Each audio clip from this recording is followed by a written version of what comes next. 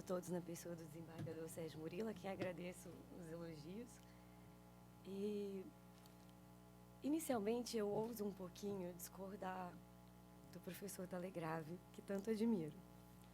Eu acredito que o processo do trabalho é um processo autônomo, é um processo criado de forma simples, focado na oralidade, na concentração dos atos. É um processo mais pragmático e voltado para a efetividade da jurisdição. Nesse sentido, muito embora a CLT tenha sido escrita na década de 40, eu sempre defendi que a CLT é um instrumento de vanguarda para a sua época.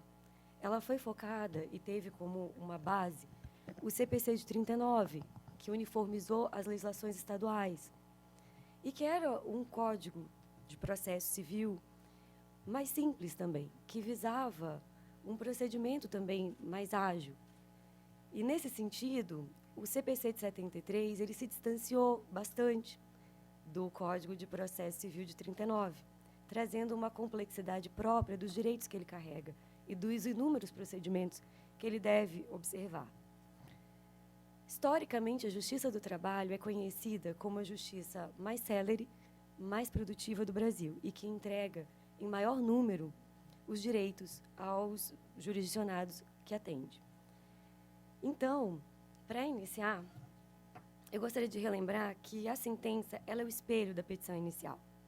E, sendo espelho da petição inicial, nós temos, no artigo 840 da CLT, o princípio da simplicidade e a previsão de qualificação das partes, apresentação de fatos, e aí nós não temos como processo civil a causa de pedir próxima e remota, há uma necessidade apenas de explicitação dos fatos e do pedido, com o valor da causa, com enfoque em fundamentar o rito a ser escolhido.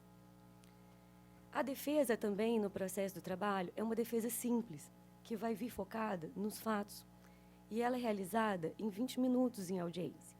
Atualmente, com a nova competência, os ritos vêm sendo um pouquinho alterados para permitir que os advogados até possam realizar tanto a defesa como a impugnação da defesa de forma escrita, dado os inúmeros pedidos e acumulação de ações que existe na Justiça do Trabalho, diferente do processo civil. Nesse paradigma, nós temos uma sentença prevista no artigo 832, simples, que prevê o nome das partes, o resumo do pedido da defesa, salvo para o rito sumaríssimo e para os ritos de alçada, a apreciação das provas, a fundamentação da decisão e a conclusão.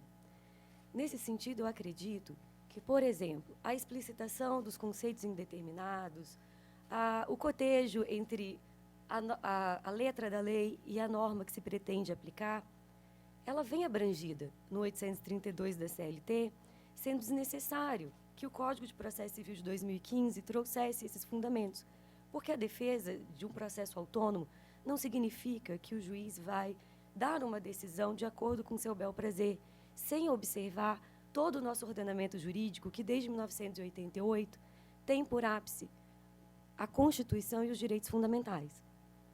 Tanto é assim que o processo do trabalho ele se afasta do processo civil ao permitir um contraditório diferido e postergado em inúmeros pontos, ao permitir, por exemplo, uma execução de ofício pelo juiz. Essas são as características que tornam o processo do trabalho autônomo.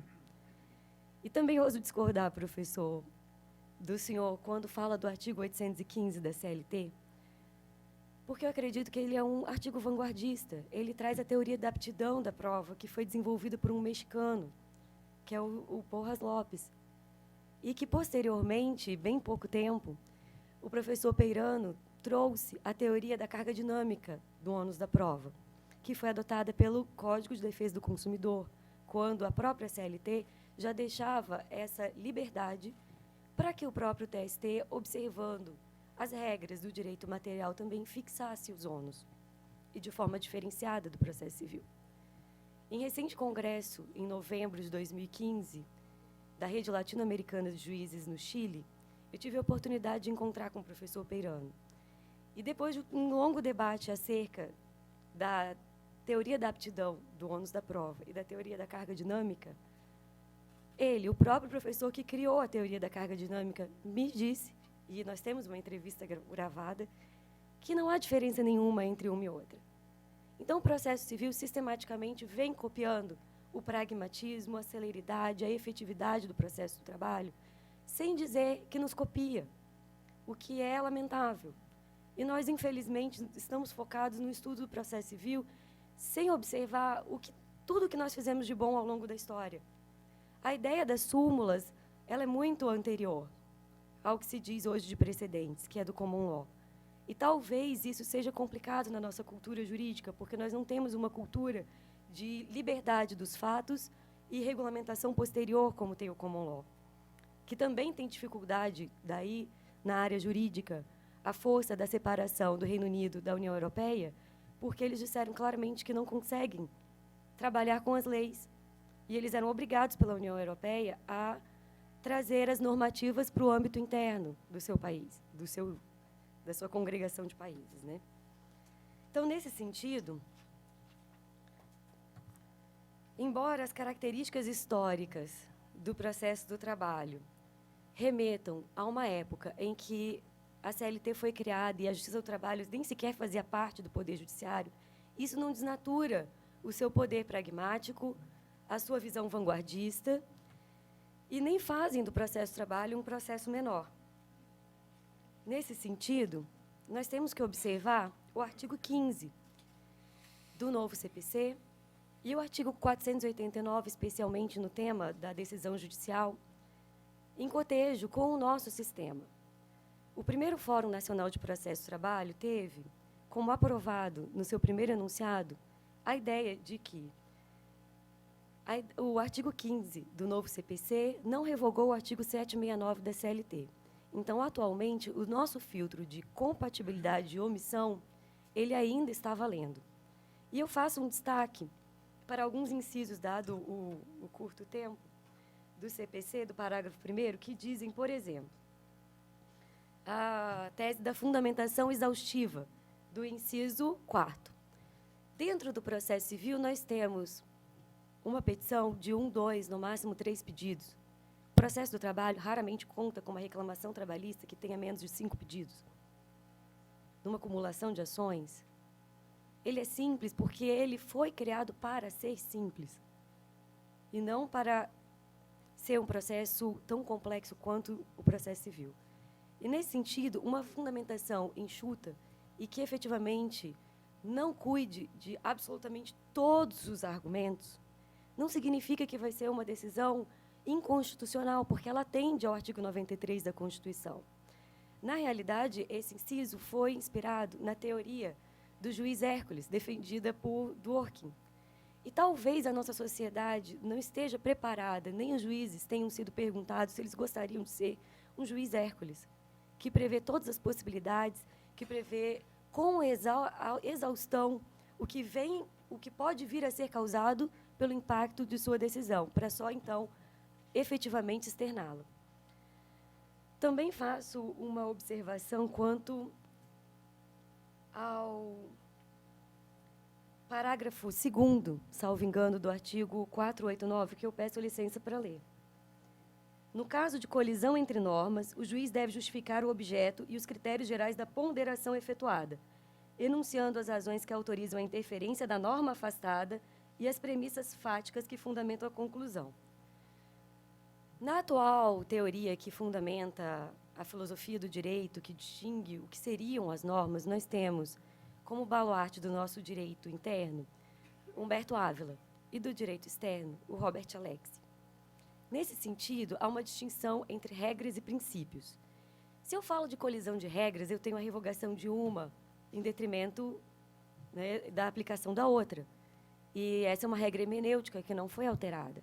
Quando o CPC fala em afastamento de normas, necessariamente ele quer dizer sobre o afastamento de princípios.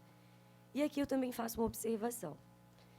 Em congresso recente com o professor Robert Alexi em Chapecó, questionado pela plateia sobre a sua teoria da ponderação de princípios, dos direitos fundamentais e o caso do controle de políticas públicas brasileiro, o professor respondeu que a teoria dele foi criada para a comunidade jurídica que ele se insere, onde o Estado conseguiu concretizar todos os direitos fundamentais E aquela teoria, ela é a exceção da exceção da exceção, o que, infelizmente, não ocorre no nosso país, onde os direitos fundamentais ainda não estão plenamente concretizados, muito embora todos sejam garantidos pela nossa Constituição de 88, que também é uma Constituição de vanguarda e exemplo de Constituição para todo mundo, em termos de modernidade, inclusive. O nosso problema não é de norma, o nosso problema é de concretização da norma. E num país onde eu não tenho os direitos básicos concretizados, utilizar a teoria do Robert Alexy, como ele mesmo disse, para hard cases, no primeiro grau, eu acho que seria uma usurpação do nosso sistema que confere às cortes constitucionais, e no nosso caso, ao STF, o poder de dizer o direito, no caso concreto, quando se tratar de conflito de direitos fundamentais. Então, eu penso que o CPC, muito embora ele tenha adotado, como eu até adoto, a ideia de que o processo é um procedimento em colaboração, que é uma ideia do Hélio Fazzolari, e no Brasil tem como correspondente o professor gaúcho Carlos Alvaro, eu entendo que ele tenha deixado de perceber o enfoque mais importante. Por exemplo, o CPC perdeu uma excelente oportunidade de regulamentar e trazer à tona as questões sobre o processo eletrônico, as questões sobre processo coletivo, uma vez que o seu anteprojeto previa normas incríveis quanto a esses aspectos, e essas normas não passaram no texto final. E são todas essas formas de agilizar o serviço jurisdicional, entregando mais rápido a decisão ao jurisdicionado. O que se pretende é que os direitos sejam concretizados. Obviamente, a decisão do juiz pode não ser a melhor, mas é uma decisão, e ela tem que ser entregue em tempo hábil. Para isso, nós temos o contraditório, inclusive diferido, a partir dos recursos. Então, seriam essas as minhas palavras, e, professor Delegrave, muito obrigado pelo convite também para participar do evento.